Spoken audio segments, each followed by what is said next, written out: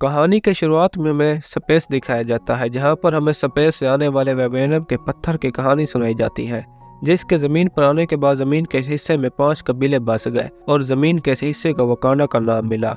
यह पांचों कबीले सालों तक आपस में लड़ते रहे। तब भी उनमें से एक योद्धा को देवी जड़ी बूटी के पास ले जाती है, जिसे खाने के बाद वो सबसे ताकतवर होकर वकांडा का सम्राट बन जाता है। 4 कबीलों ने तो इसे कबूल कर लिया, लेकिन जबारी नाम के कबीले ने उसे कबूल नहीं किया और जाकर पहाड़ों में बस गए। वाइब्रेनियम के इस्तेमाल से वकांडा दूसरे मुल्कों से और भी ज्यादा पावरफुल हो गया, जिसके लिए उसने वकांडा की हिफाजत के लिए अपनी पहचान छुपा दी। इसके बाद हम वापस प्रेजेंट में आते हैं, जहाँ पर वकांडा का महाराज टिचाका अपने भाई एंजोबो को गिरफ्तार करता है, जो यूलियस क्लॉ की वकांडा से वाइब्रेनियम चलाने में मदद करता है। महाराज टिचाका की मौत के बाद उसके बड़े बेटे टिचाला को वकांडा का महाराज चुना गया, जो ओक्यो के साथ अपनी दोस्त नाकिया और उसके साथ कैदी लड़कियों को डाकुओं से बचाता है। इसके बाद टिचाका नाकिया को अपने साथ वकांडा ले जाता है, जहाँ पहले से टिचाला की मोम और बहन सूरी उसके इंतजार में होती हैं। दूसरी तरफ यूलियस क्लॉ अपने साथियों के साथ लंदन के म्यूजियम से वाइब्रेनियम का बना हुआ औजार चुरा लेता है। इसके बाद वकांडा की रस्म के मुताबिक राजा बनने के फेस्टिवल में टिचाला से ब्लैक पैंथर की पावर लेकर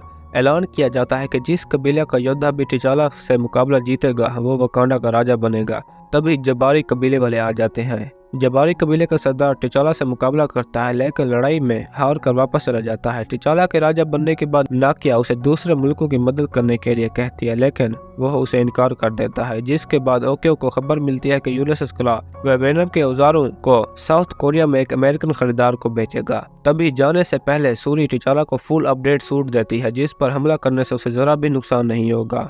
जिसके बाद टिचाला यूलियस क्लॉ को पकड़ने के लिए नाकिया और ओक्यो के साथ अमेरिका में वहां पर मौजूद एक पार्टी में जाता है, जहां वो अपने पुराने दोस्त CIA के ऑफिसर एजेंट रॉस से मिलता है, जो वाइब्रेनियम के औजार को खरीदने के लिए आया था। यूलियस क्लॉ एजेंट रॉस से डील करने ही वाला था कि तभी वहां पर गार्ड ओक्यो को पहचान लेता है, जिसके बाद उनकी आपस में लड़ाई हो जाती है। यूलियस टिचाला पर हमला करके वहां से भाग जाता है, जिसके बाद नाकिया ओक्यो के साथ उसका पीछा करने लगती है। टिचाला सूरी की टेक्नोलॉजी इस्तेमाल करता है और ब्लैक पैंथर बनकर एक कार पर बैठ जाता है, जिसे सूरी चला रही थी।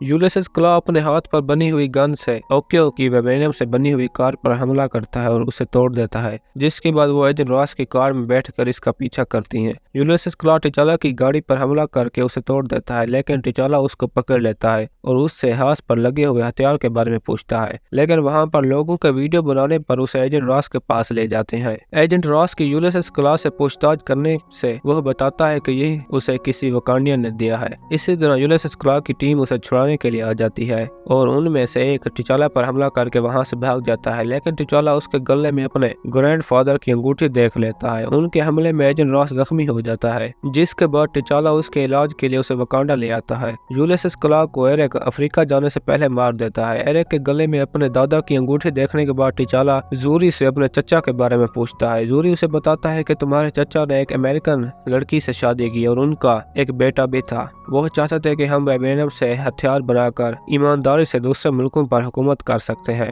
जिसके बाद उसने टिचाका की बात नहीं मानी और मुझ पर गन तान दी, जिसके बाद तुम्हारा बाप उसे मार देता है और बच्चे को छोड़कर वहां से चला जाता है। एजेंट रॉस के ठीक होने के बाद ओक्यो सूरी को खबर देती है कि वकाबी के साथ एक लड़का आया है, जो कहता है कि उसने यूलियस क्लॉ को मारा है और टिचाला से मिलना चाहता है। एजेंट रॉस उसे बताता है कि यह एक एजेंट है जिसका नाम एरिक है और लोग उसे किल मॉन्गर के नाम से जानते हैं। टिचाला के सामने पेश होने के बाद वह उन्हें बताता है कि वो राजा एनजोबो का बेटा एनजडाका है, जिसे साबित करने के लिए वो अपने दादा की अंगूठी दिखाता है। एरिक उन्हें चुनौती देता है कि वो महाराज टिचाला से लड़ना चाहता है और बताता है कि वो वकांडा पर राज करना चाहता है। टिचाला उसकी चुनौती कबूल कर लेता है, जिसके बाद रस्म के मुताबिक दोनों आपस में लड़ने लगते हैं। मुकाबले में एरिक जूरी के सच बताने पर उसे मार देता है और टिचाला को हरा कर नदी से नीचे फेंक देता है। वकांडा का राजा बनने के बाद एरिक सारी जड़ी बूटियों को जला देता है, जिससे ब्लैक पैंथर की पावर बनती थी और खुद वकांडा का राजा बन जाता है। लेकिन जलने से पहले नाकिया उनमें से एक बूटी को चुरा लेती है। एरिक उन्हें हुक्म देता है कि वो वकांडा के वाइब्रेनियम से बने हथियार वार डॉग्स को भेजेंगे। नाकिया ओक्यो के साथ न देने पर एजेंट रॉस सूरी और उसकी मॉम को जबारी कबीले में ले आती है, जिसके बाद वो जबारी कबीले के सरदार को बूटी देकर उससे मदद मांगती है, लेकिन वह उन्हें टिचाला के पास ले जाता है।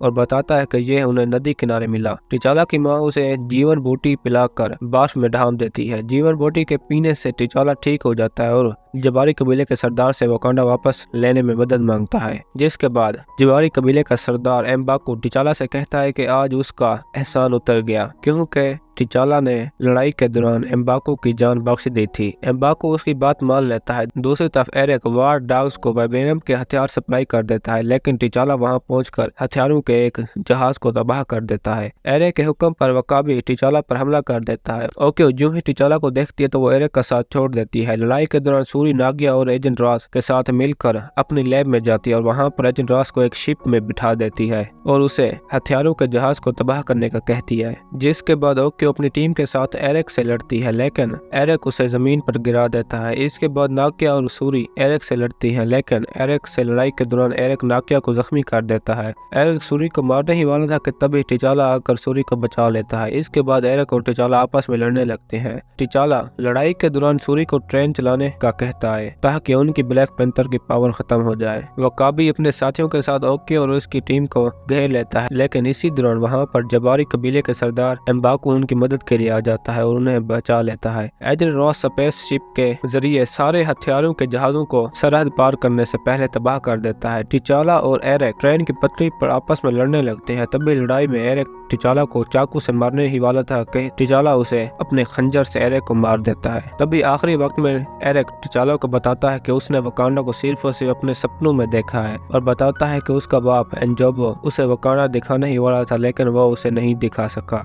इसके बाद टिचाला एरिक को वकांडा का सनराइज दिखाता है और यह भी कहता है कि वो उसे बचा सकता है, लेकिन एरिक यह कहकर खंजर निकाल देता है कि गुलामी से मौत बेहतर है। इसके बाद वकांडा फिर से महाराज टिचाला की हुक्मरानी में आ जाता है और पहले जैसे खुशहाल जिंदगी गुजारने लगता है। आखिर में टिचाला अपनी बहन को अमेरिका की उसी बिल्डिंग के नीचे ले आता है जहाँ पर महाराज टिचाका ने अपने भाई एंजोबो को मारा था। टिचाका सूरी से कहता है कि उसने यह बिल्डिंग खरीद ली है और यहाँ पर वकांडा का पहला इंटरनेशनल आउटरीच सेंटर बनेगा, जिससे हम पूरी दुनिया से राब्ता रखेंगे। वो सूरी से कहता है कि तुम अपनी टेक्नोलॉजी दूसरे मुल्कों के साथ बांटोगी। जिसके बाद टिचाला बिल्डिंग के नीचे खेलते हुए बच्चों के सामने वकांडा की स्पेसशिप उतार देता है। उनमें से एक बच्चा महाराज टिचाका से कहता है कि क्या ये शिप तुम्हारी है, और यह भी पूछता है कि तुम कौन हो। और इसी के साथ हमारी आज की ये कहानी खत्म होती है। दोस्तों अगर आपको हमारी कहानी पसंद आई हो तो वीडियो को लाइक और चैनल को सब्सक्राइब जरूर कीजिए।